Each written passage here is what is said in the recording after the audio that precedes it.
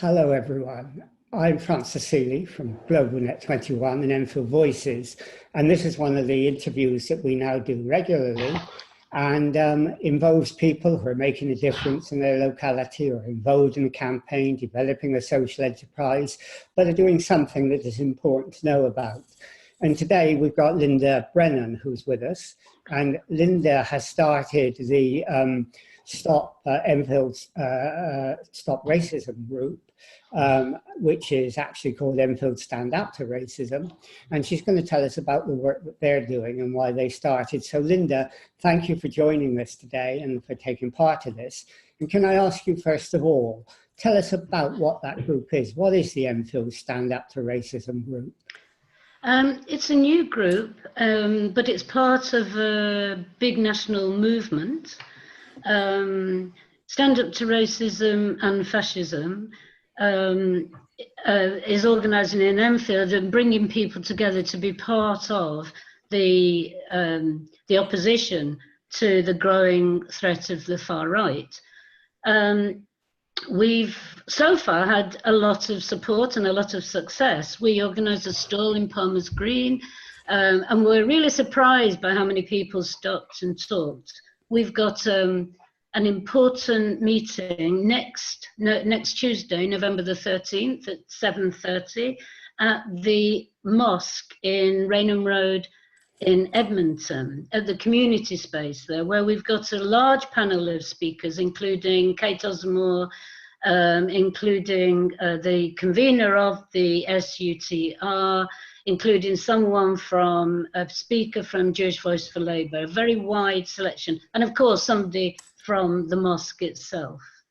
We're working towards the national demonstration, which is on November the 17th.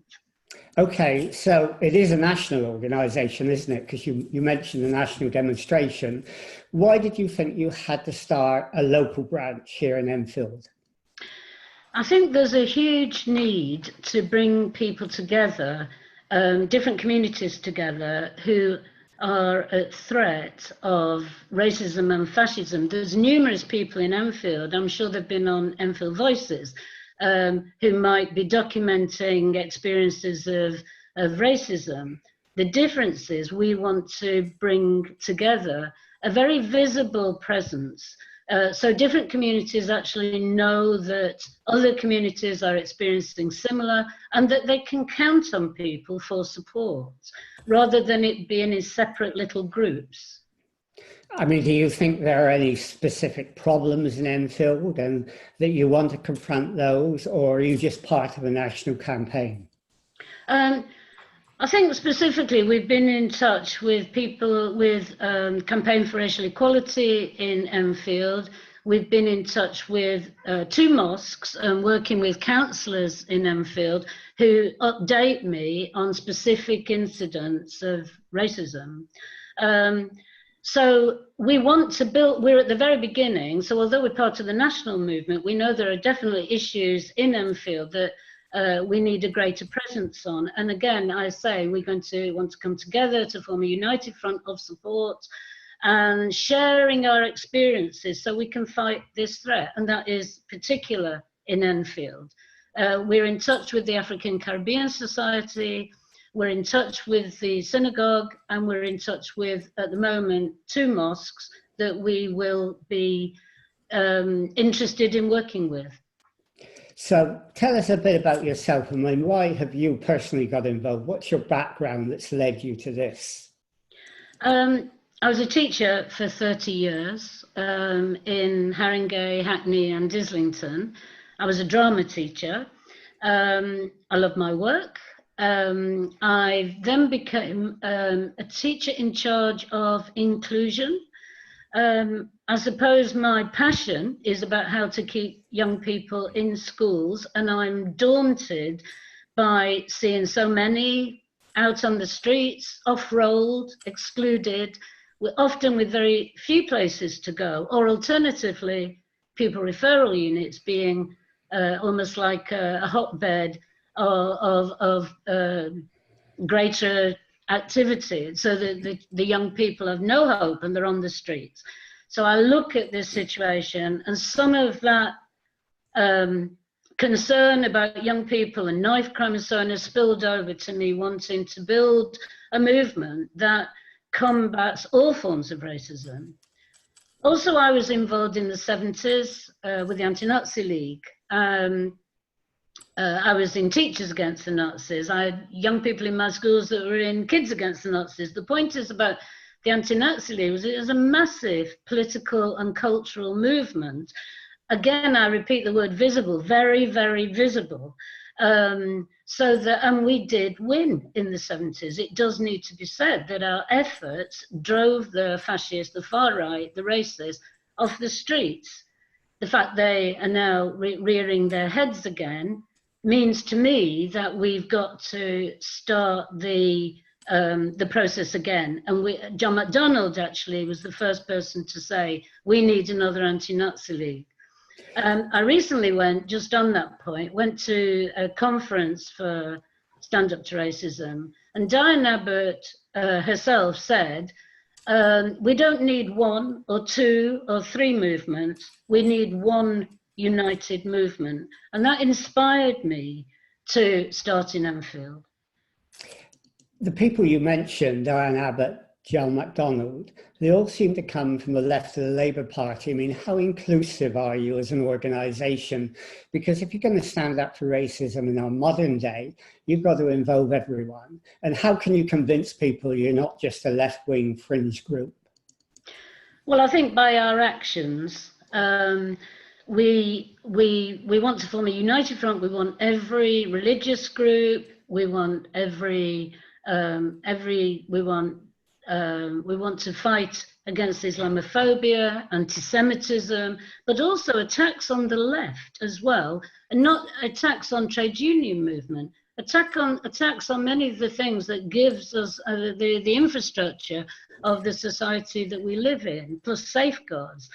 I think there is no person that this movement would not welcome in with open arms if they were against racism and against the working towards the fighting the threat of the far right. So it's if any members of the Tory party or the Liberal Democrat Party or Greens or anyone wanted to come in, you would welcome them and you wouldn't make we would welcome them strangers. We would welcome them, absolutely. However, as in this group, it would be worth saying that there is the issue that the present government, Theresa May, has brought about, which is the hostile environment. That doesn't mean at all that any individual Tory signs up to that or agrees with that. But nevertheless, that's one of the main reasons we're confronting racism today, is that the climate was set and still is being set of a hostile environment. And it's in this soil that racism and fascism grows. Okay, you mentioned quite interestingly that in Enfield that you're very concerned about gang culture and so on. Is there a relationship between... Sorry, I didn't quite catch that, Francis. You mentioned that you were very interested in gang culture in Enfield. Oh, yes. And is there a relationship, do you think, between gang culture and racism? I don't think so. I think that all our young people suffer from it. I think that white young men as well as black young men are involved in this, and I think that it's a national crisis, and I think that we need to do something about it. No, I don't think that that is racial. I think we're all caught up in it. We all need to do something about it. Okay, now you say, I mean, you're part of a national organisation, and you know, when you were in the Anti-Nazi League and I was forming the Enfield Committee for Racial Harmony here in the 1970s, we were trying to contain the growth of the National Front, and it was a very particular British problem. Now, according to your website for your national group, you're looking at the rise of fascism across Europe. And is this something that really concerns you, that we might be going back to the 1930s, where we're seeing in Europe the rise of xenophobia and racism and indeed fascism? I think it's hugely concerning, and also, of course, in the United States. So just before I go into Europe, I'd like to obviously mention the latest attack on the Pittsburgh synagogue, the Tree of Good Hope, where 11 people have just been murdered. And clearly, Trump's views have again sown the seeds for this this anti-Semite who also hated Muslims and migrants as well. But the Trump administration, including Stephen Bannon, who still has a influence across Europe and in the UK, has set the seeds for this to grow. It was the worst anti-Semitic attack in the United States. Now, across Europe, almost in any Western European country, we find the existence of fascists now, open fascists. The most obvious one being Orban in Hungary, but we've got the Freedom Party in Austria, and we've got the AfD in Germany. However, just on the German example, 250,000 people marched through Berlin in opposition to it.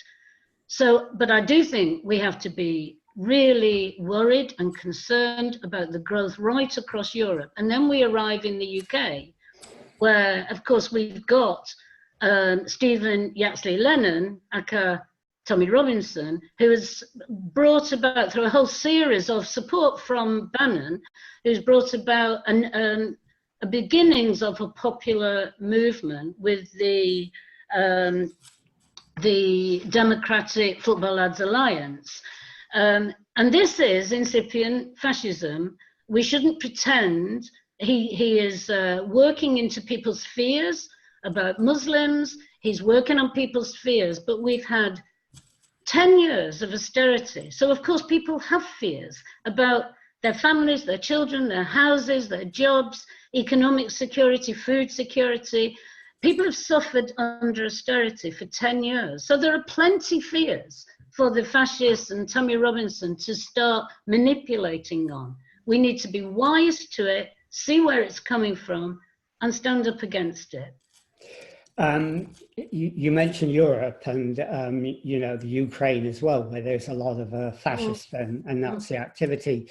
And their racism, a lot of that is racism against migrants coming in from the Middle East, but also anti-Semitism.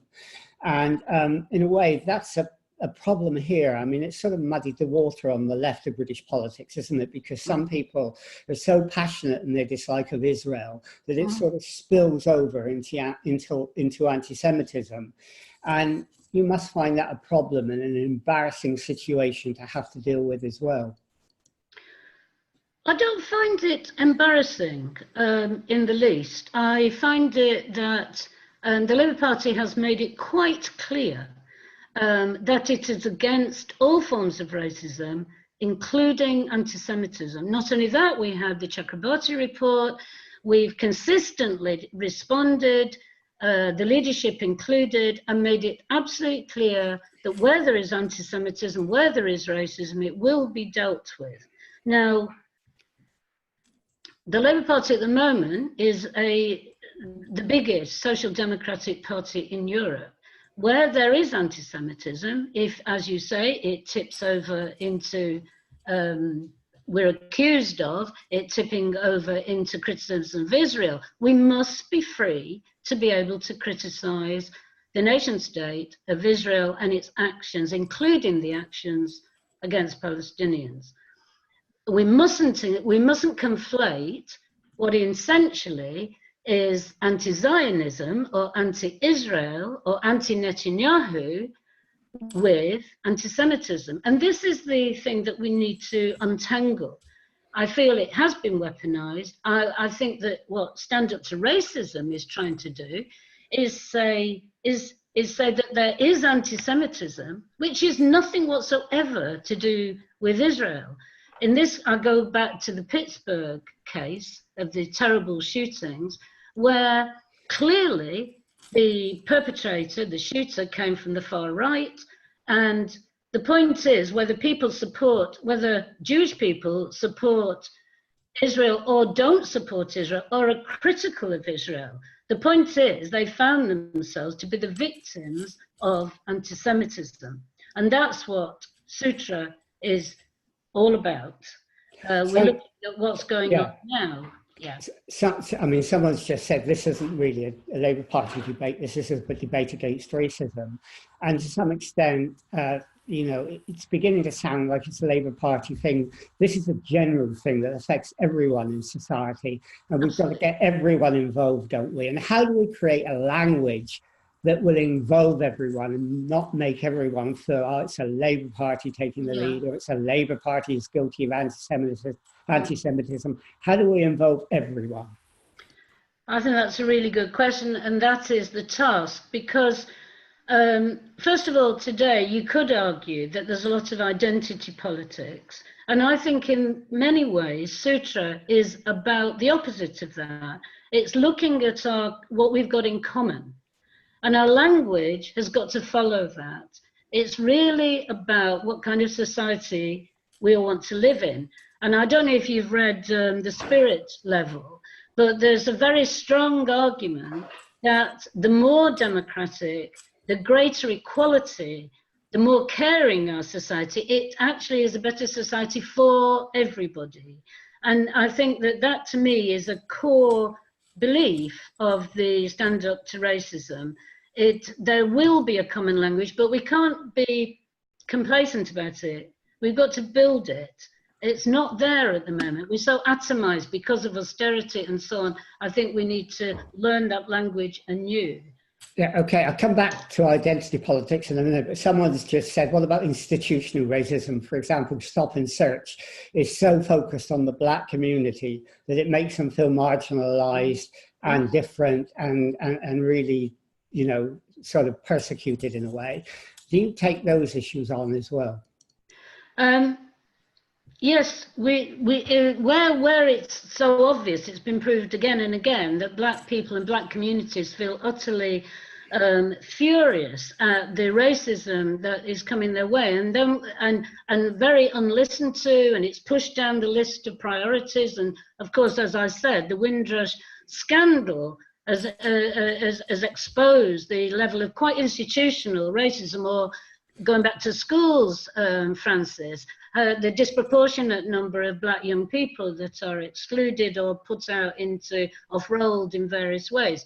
So this needs to be talked about, and part of that is that they do feel completely victimized by the disproportionate stop and search that comes their way.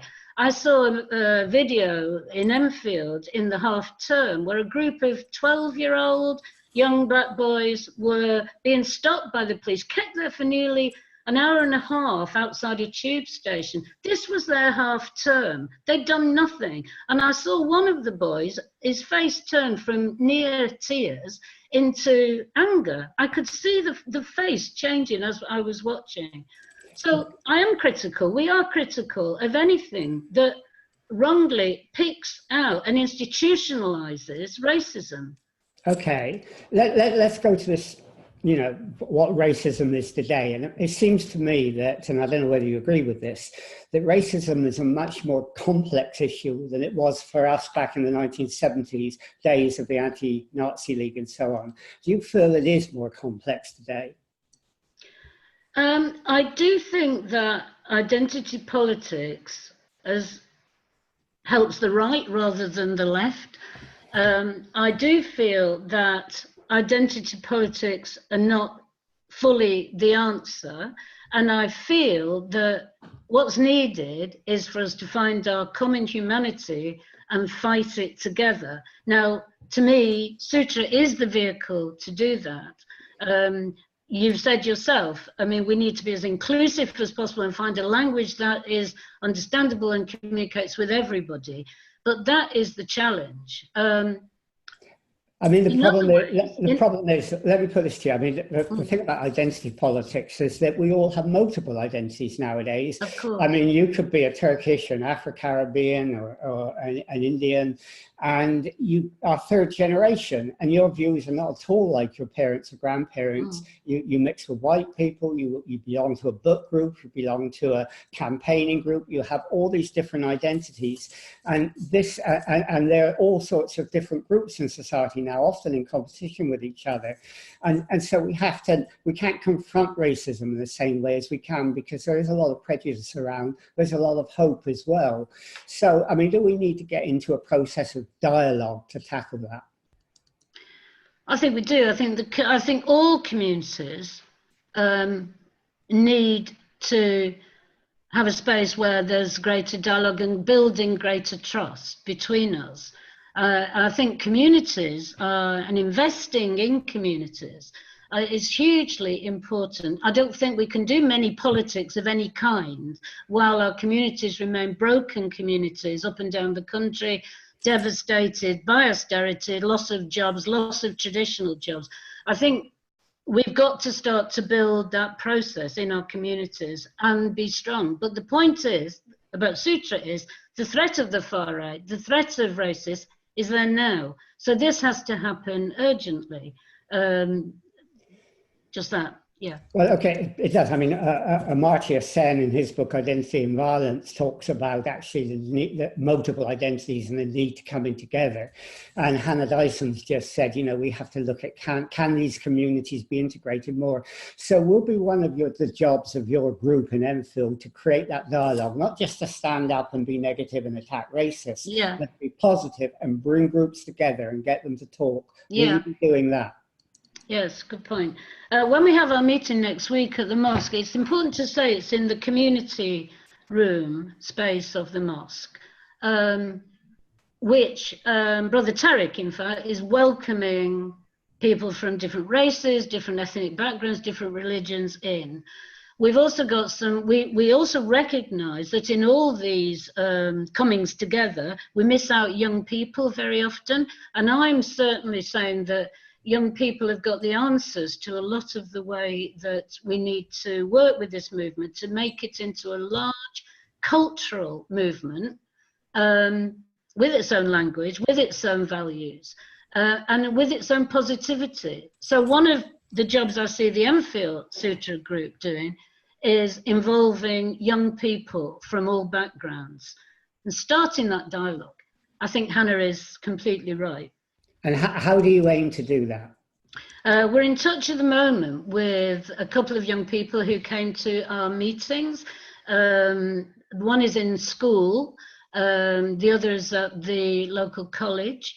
We want to upskill ourselves so we can go around and talk and so on, but we also want different activities. I mean, one idea, just an interesting idea, is that we tap into that, the park runs, and we're going to have a kind of fundraiser for a 5 mile or a 10K run. So I think this has got to be broad and spread right across the cultural spectrum. Music is obviously hugely important.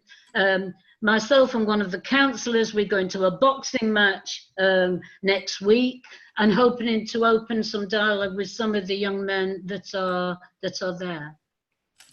Okay, you talked about identity politics again, and in his book, What is Populism, Jan Werner Muller said, wherever there's identity politics, there is always populism. And his argument, and I'd like to see what you think about this, is that often, Owen Jones, a left-winger, said this in his book Chavs, when you have the white working class who feel they're deprived, they see people developing identity politics, whether it's gender, whether it's race or whatever. They don't have any identity politics to go to, because they feel if they do, they'll be accused of racism. So they're laying there, and when populism comes along, I found somewhere that can give me my identity. I'll follow the right-wing populist movements. Now, have we ignored the white working class for too long?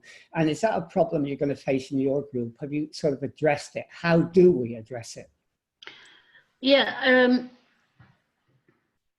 I think there's 2 points. One is that I'd like to say, I think it's useful in this discussion to talk about the white working class, but I have to say, I think it's more useful to talk about the working class, because otherwise we can easily and wrongly fall into the idea that a non-university educated white person has stereotypical views. And I think we need to combat that idea. I think that it's not at all automatic that a white young man or a white young woman automatically goes to far-right politics. That's not denying where Tommy Robinson, etc., has his base and who it's based on. But I think we should see that as manipulation and actually the creation of the soil whereby that flourishes. Now, if summed up to racism, and I think it's really important that we do go to young people, black and white, Asian heritage, and actually say this is their home too. Ask what they feel about their own lives, about what they want. Let's not assume automatically that they're Islamophobic or that they're anti-black.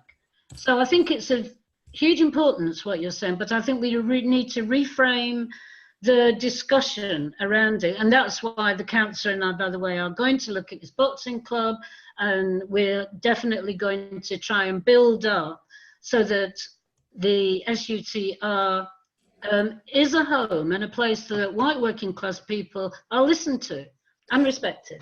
Yeah, one of the things people have said on our chats and so on is one of the things which has led to racism is too extreme puritanical political correctness. Political correctness is okay up to a point, but when you call a person a racist for anything he or she might say, or a sexist, come to that, then you get a counter reaction. You turn people away, you make them go to the other side.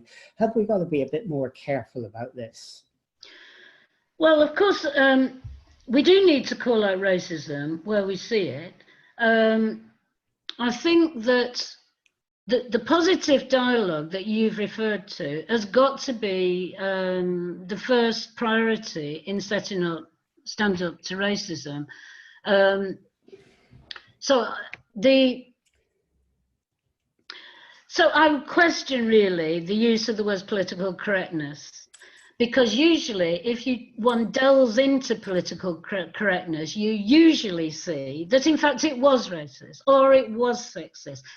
I think having a go at political correctness actually minimises the effect of serious hate crime on the streets, which we all can suffer from, and we all do suffer. It lowers our ability to fight back. So I see what you're saying. I mean, there is on Enfield Voices, for example, occasions when people call someone a racist who's not racist at all, or a sexist and they're not a sexist at all. It's a way of attacking someone you don't agree with. And that's what I think people object to. And that drives people into the racist camp. It does the opposite of what people want. Yes. I do believe in free speech, but I think free speech has limits. I think it has limits. So I think that we need to be careful of our language so that we don't deliberately hurt people and drive them away. I think it's an issue, but as I said, I mean, people's hurt needs to be part of this discussion. And going back to it, the communities need to come together and get a dialogue so that they're not integrated, but they're respectfully listening to each other.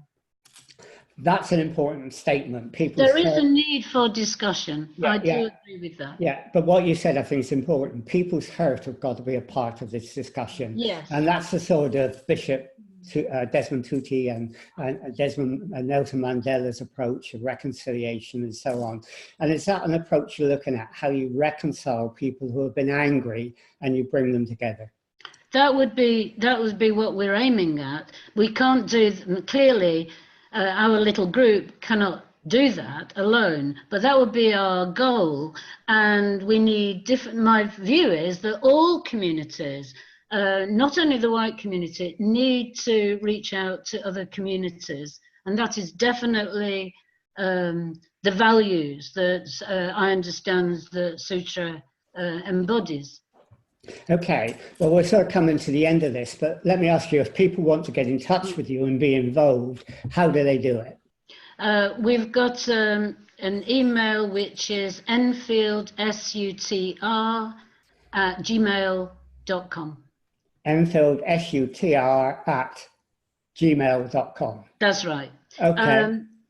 Also, I'll just say again, November the 13th, if they were to come along to the community space at the mosque in Rainham Road at 7:30, there'll be a group of us from the Enfield group, and we're there ready to talk, ready to listen, ready to try to move ahead with a lot more activities. And November the 17th, of course, we've arranged all kinds of meeting places so that as a group from Enfield, we can go together. No one should be left on their own to feel frightened or worried or anxious about going to something. So I would say, come along and let's talk, let's discuss, and let's organise.